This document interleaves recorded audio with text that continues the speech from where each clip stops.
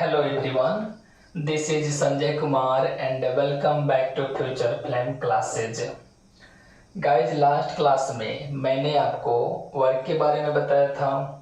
Work के अलावा मैंने आपको यह भी बताया था कि एनर्जी क्या होते हैं। साथ ही में आपको एनर्जी के टाइप्स के बारे में बताया था।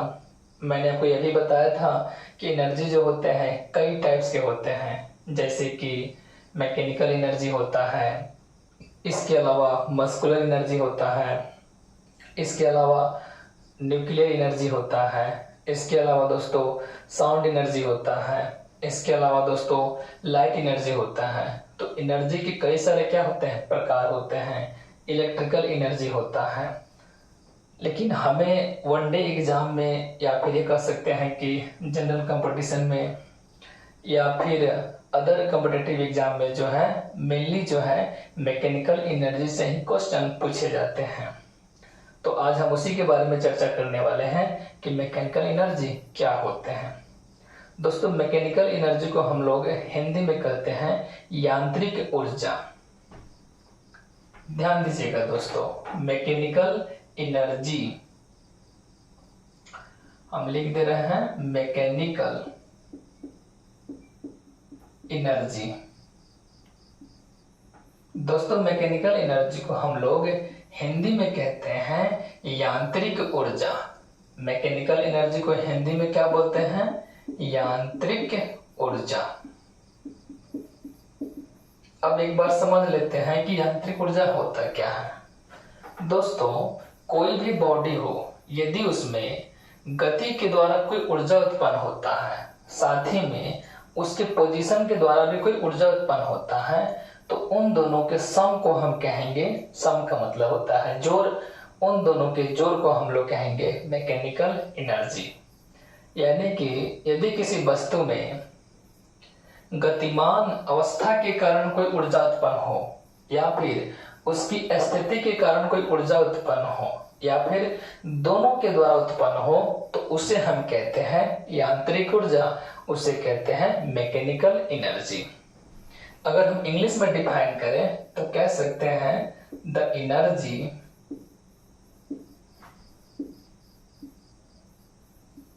Present in a body, the energy present in a body due to its motion और पोजीशन और both is called mechanical energy.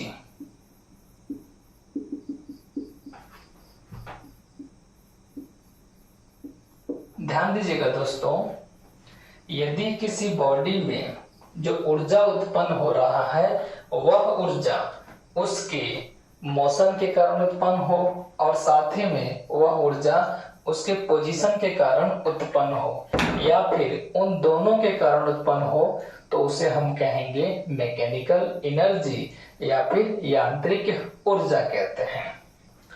दोस्तों जो मैकेनिकल ऊर्जा होते हैं यह होते हैं दो प्रकार के। पहला होता है काइनेटिक एनर्जी और दूसरा होता है पोटेंशियल एनर्जी। लेकिन इन दोनों को चर्चा करने से पहले इसका हिंदी डेफिनेशन में लिखवा दे रहे हैं, ताकि जो स्टूडेंट हिंदी मीडियम से हो उन्हें भी किसी प्रकार का कह सकते हैं समस्या का सामना न करना पड़े। यदि किसी वस्तु में ऊर्जा उसके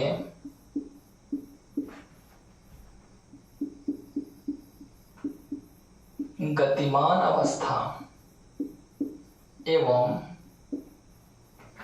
विराम अवस्था के कारण उत्पन्न हो, एवं विराम अवस्था तथा दोनों के कारण उपस्थित हो,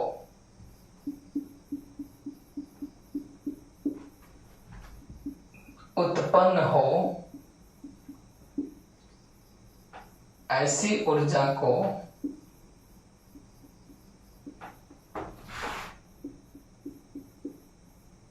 यांत्रिक ऊर्जा कहते हैं।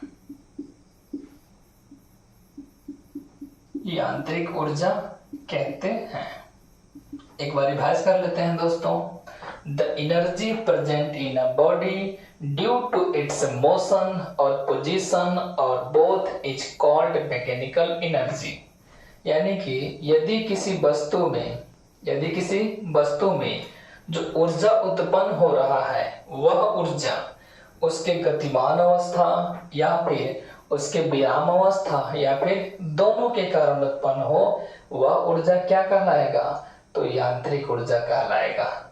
दोस्तों वह ऊर्जा क्या कहलाएगा? यांत्रिक ऊर्जा। यदि किसी वस्तु में ऊर्जा उसके गतिमान अवस्था एवं विराम अवस्था तथा दोनों के कारण उत्पन्न हो, ऐसी ऊर्जा को यांत्रिक ऊर्जा कहते हैं। ऐसी ऊर्जा को क्या कहते हैं? यांत्रिक ऊर्जा कहते हैं। अब मैंने आपको अभी थोड़े समय पहले ही बताया है कि मैकेनिकल एनर्जी कितने प्रकार के होते हैं? 2 प्रकार के, यानी कि पोटेंशियल एनर्जी और साथ में होते हैं काइनेटिक एनर्जी। लेकिन उस पर चर्चा करने से पहले आप सभी इसका स्क्रीनशॉट ले लीजिए, फिर हम उस पर विस्तार से चर्चा करते हैं।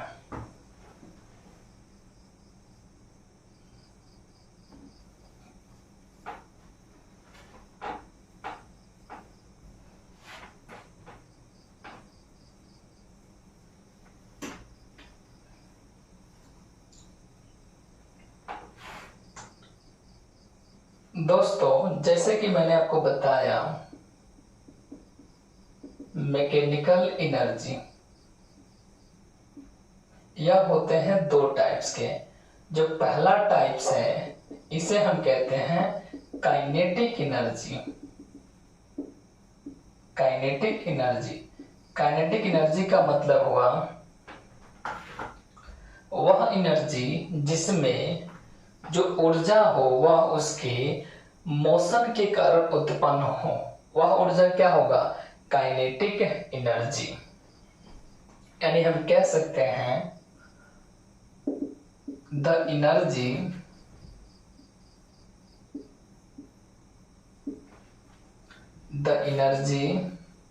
Found in a body due to its motion is called kinetic energy। Kinetic energy यानी कि किसी वस्तु में जो ऊर्जा पाया जाता है वह ऊर्जा उसके मोशन के द्वारा उत्पन्न हो तो उसे हम कहेंगे काइनेटिक एनर्जी। दोस्तों काइनेटिक एनर्जी जो होता है इसका मान होता है 12 mv का स्क्वायर। काइनेटिक एनर्जी का मान कितना होता है? तो 12 mv का स्क्वायर होता है। दोस्तों मैंने आपको यह भी बताया था कि मोमेंटम बराबर होता है मास इंटू वेलोसिटी। मोमेंटम बराबर क्या होता है? Mass into velocity. तो क्या यहाँ पे मास इंटू वेलोसिटी के बदले हम p भी लिख सकते हैं? लिख सकते हैं ना? बिल्कुल लिख सकते हैं। लेकिन उसके लिए आपको काइनेटिक एनर्जी को मोमेंटम और मास के साथ रिलेशन स्थापित करना होगा। तो ध्यान दीजिएगा दोस्तों, अगर हम इस 12 mv स्क्वायर में अगर m अपॉन m से मल्टीप्लाई करते हैं तो किसी भी तरह का इसके वैल्यू में चेंज नहीं आएगा। जैसे कि अगर 4/7 हो, मल्टीप्लाई करेंगे 7/7 से तो यह तो कट जाएगा, इसके वैल्यू में कोई परिवर्तन नहीं हुआ। उसी प्रकार अगर m अपॉन m से मल्टीप्लाई करेंगे तो काइनेटिक एनर्जी का जो वैल्यू होगा इसमें कोई परिवर्तन नहीं होने वाला है। तो ध्यान दीजिए, यहाँ पे 1 अपॉन कितना हो गया? 2 हो गया। m गुण m क्या हो गया? m का स्क्वायर। यहाँ पे कितना हो गया? v का स्क्वायर। अपॉन में कितना हो गया m, यानी कि हम कह सकते हैं, ध्यान दीजिएगा दोस्तों, kinetic energy is equal to half, half तो आएगा ही, चूंकि मास इंटू वेलोसिटी किसके बराबर होता है, मोमेंटम को। अब मोमेंटम को हम लोग डिनोट करते हैं p से, तो हम लोग कह सकते हैं p का स्क्वायर। क्या कर सकते हैं दोस्तों, p का स्क्वायर अपॉन में क्या आ जाएगा 2 गुना m, यानी कि 2m। हम इसे ऐसे भी तो लिख सकते हैं, काइनेटिक एनर्जी बराबर p स्क्वायर, क्या कर सकते हैं दोस्तों, p स्क्वायर अपॉन में क्या कहेंगे 2m, यानी कि काइनेटिक एनर्जी का मान मोमेंटम के साथ रिश्ता होता है p स्क्वायर अपॉन 2m। एक बार फिर देख लेते हैं, काइनेटिक एनर्जी का मान होता है हाफ mv का स्क्वायर, लेकिन मोमेंटम के साथ रिश्ता होता है p स्क्वायर बटे 2m। दोस्तों काइनेटिक एनर्जी जो है मास के साथ क्या होगा, तो डायरेक्टली प्रोपोर्शनल, और वेलोसिटी के स्क्वायर के साथ भी होगा डायरेक्टली प्रोपोर्शनल। तो एक बार दोस्तों आप इन सब का स्क्रीनशॉट ले लीजिए, फिर हम इसके आगे चर्चा करते हैं पोटेंशियल एनर्जी के बारे में।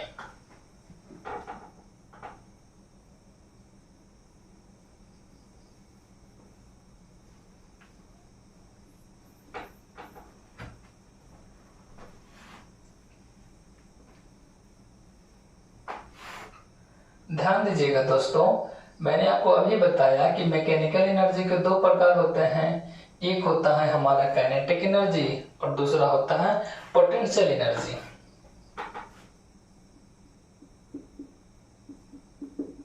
पोटेंशियल एनर्जी दोस्तों, पोटेंशियल एनर्जी को हम लोग स्थितिज ऊर्जा भी कहते हैं, स्थितिज ऊर्जा। इसके अलावा दोस्तों काइनेटिक एनर्जी को हम लोग बोलते हैं गतिज ऊर्जा, हिंदी में क्या बोलते हैं, गतिज ऊर्जा, यानी जो ऊर्जा गति के द्वारा उत्पन्न हो क्या कहेंगे, गतिज ऊर्जा। उसी प्रकार पोटेंशियल एनर्जी को क्या कहेंगे, स्थितिज ऊर्जा, यानी कि जो ऊर्जा उस वस्तु की स्थिति के द्वारा उत्पन्न हो, यानी कि उसके पोजीशन के द्वारा उत्पन्न होगा, तो हम उसे कहेंगे पोटेंशियल एनर्जी। कह सकते हैं the energy present in a body, ध्यान दीजिएगा दोस्तों, the energy present in a body due to its position,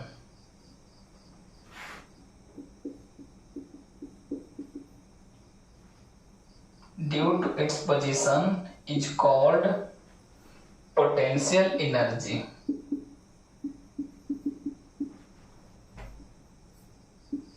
अगर इसको हिंदी में डिफाइन करें तो हम कह सकते हैं कि किसी वस्तु में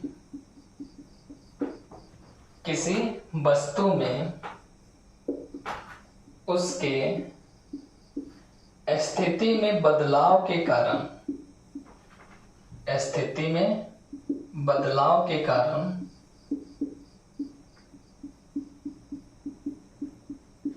उत्पन्न ऊर्जा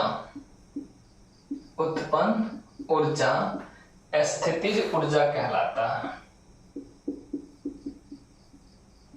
स्थितिज ऊर्जा कहलाता है।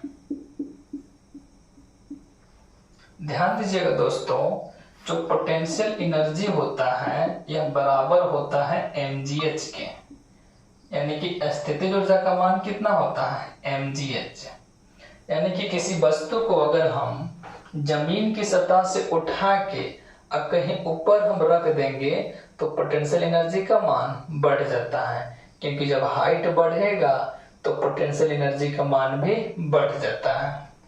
याद रखिएगा दोस्तों, m का मतलब होता है उस ऑब्जेक्ट का मास, और साथ में g का मतलब होता है ग्रेविटेशनल एक्सेलरेशन, ग्रेविटेशनल एक्सेलरेशन। दोस्तों, मास का मतलब हुआ द्रव्यमान और ग्रेविटेशनल एक्सेलरेशन का मतलब हुआ गुरुत्वीय त्वरण, यानी कि द्रव्यमान। और जी का मतलब क्या हुआ? गुरुत्वीय त्वरण। इसके अलावा दोस्तों, एच का तो मतलब क्या हुआ? हाइट, यानी कि वह ऑब्जेक्ट हमारे पृथ्वी की सतह से, सरफेस से कितनी ऊंचाई पर रखा गया है या फिर स्थित है, ऊंचाई। तो दोस्तों, इस फॉर्मूला के द्वारा हम स्थितिज ऊर्जा का मान या गतिज ऊर्जा का मान निकाल सकते हैं। तो एक बार इन सब का स्क्रीनशॉट ले लीजिए, फिर हम चर्चा करते हैं पावर के बारे में। Note down brother.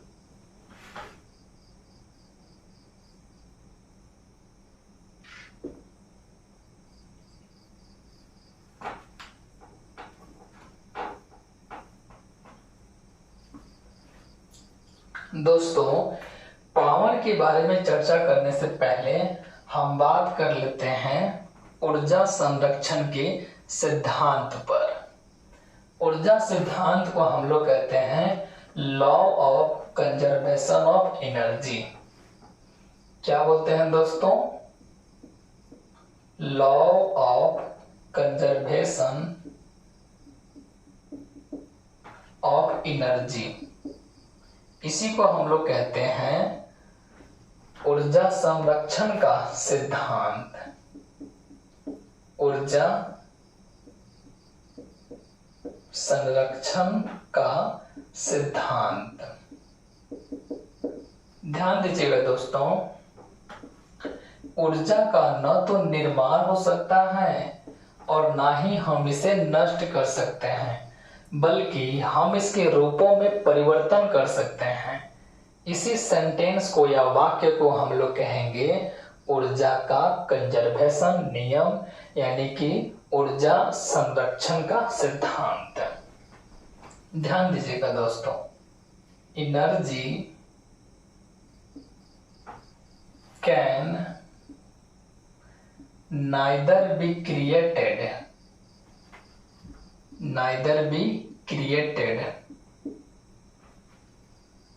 nor destroyed. Energy can neither be created nor destroyed, but it can be transformed, या कह सकते हैं it can be converted from, but it can be converted from one form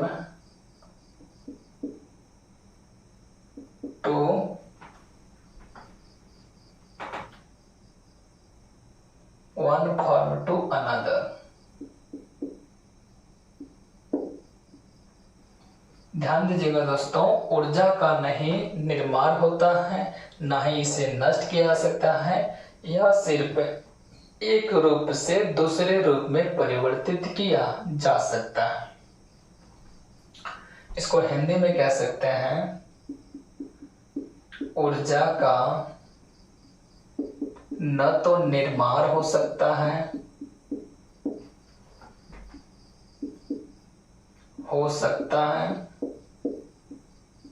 न ही ऊर्जा को नष्ट कर सकते हैं।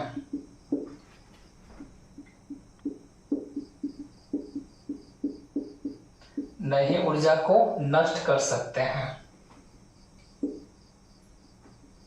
बल्कि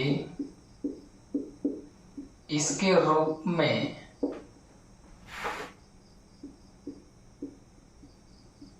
परिवर्तन किया जा सकता है, परिवर्तन किया जा सकता है।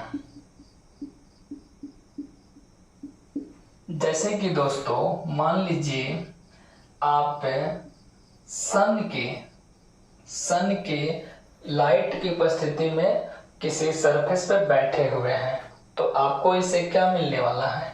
आपको इससे मिलेगा लाइट एनर्जी। आपको क्या मिलेगा दोस्तों? Light energy. अगर हम कुछ समय तक रह गए तो लाइट एनर्जी किस में कन्वर्ट हो जाएगा? हीट एनर्जी में। किस में कन्वर्ट हो जाएगा? हीट एनर्जी में। और फिर हीट एनर्जी के द्वारा हमारी बॉडी में धीरे धीरे जो है केमिकल एनर्जी उत्पन्न हो जाएगा। क्या उत्पन्न होगा दोस्तों? Chemical energy. यानी कि हम देख सकते हैं एनर्जी का क्या हो रहा है? ट्रांसफॉर्म हो रहा है एक रूप से दूसरे रूप में। जैसे कि एक लाइट के द्वारा आप सभी इसे देख पा रहे हैं, तो अभी क्या है? ऊर्जा का एक रूप है जो कि इलेक्ट्रिकल एनर्जी को बदल दिया गया है लाइट एनर्जी में। जो घरों में बल्ब जलता है उसमें क्या होता है? इलेक्ट्रिक प्रवाहित कर उस इलेक्ट्रिक एनर्जी को कन्वर्ट कर देते हैं लाइट एनर्जी में। यानी कि एनर्जी का निर्माण नहीं हुआ, सिर्फ उसके रूप को हम चेंज कर दिए एक रूप से दूसरे रूप में। ठीक है दोस्तों, तो आप सभी इसका स्क्रीनशॉट ले सकते हैं और इसी सिद्धांत को हम लोग कहते हैं law of conservation of energy. यानी कि जो टोटल एनर्जी होता है वो हमेशा क्या होता है? कांस्टेंट होता है। Total energy remains constant. हम लिख भी सकते हैं, वी कैन से दैट,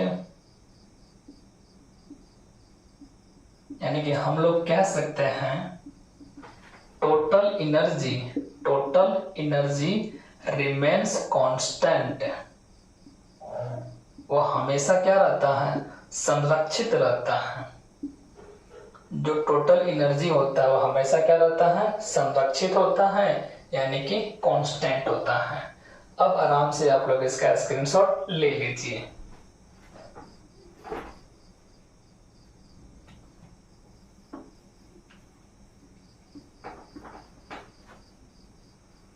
दोस्तों, अब हम बात करने वाले हैं पावर के बारे में। पावर का मतलब यह हुआ शक्ति। शक्ति के बारे में कि शक्ति क्या होता है। शक्ति को हम लोग बोलते हैं पावर। ध्यान दीजिएगा दोस्तों, कार्य करने की दर को हम लोग कहते हैं शक्ति। कार्य करने की दर शक्ति कहलाता है। शक्ति कहलाता है। यानी कि कह सकते हैं कार्य करने की दर क्या कहलाता है? शक्ति। यानी कि प्रति इकांक क्षेत्रफल पर एक सेकेंड में जो कार्य किया गया, जो एनर्जी खर्च हुआ, वही क्या कहलाएगा? शक्ति। वही क्या कहलाता है दोस्तों? शक्ति कहलाता है, यानी कि पावर कहलाता है। कह सकते हैं, इसको इंग्लिश में डिफाइन कर सकते हैं हम लोग, द रेट ऑफ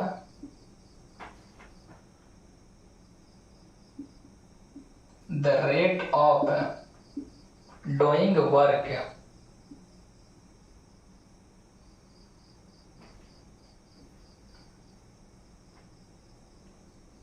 या ऐसे भी कर सकते हैं दोस्तों, the rate of to do work, the rate of to do work is called work. काम करने की जो दर है वही क्या कहलाता है? वही क्या कहलाता है? पावर कहलाता है।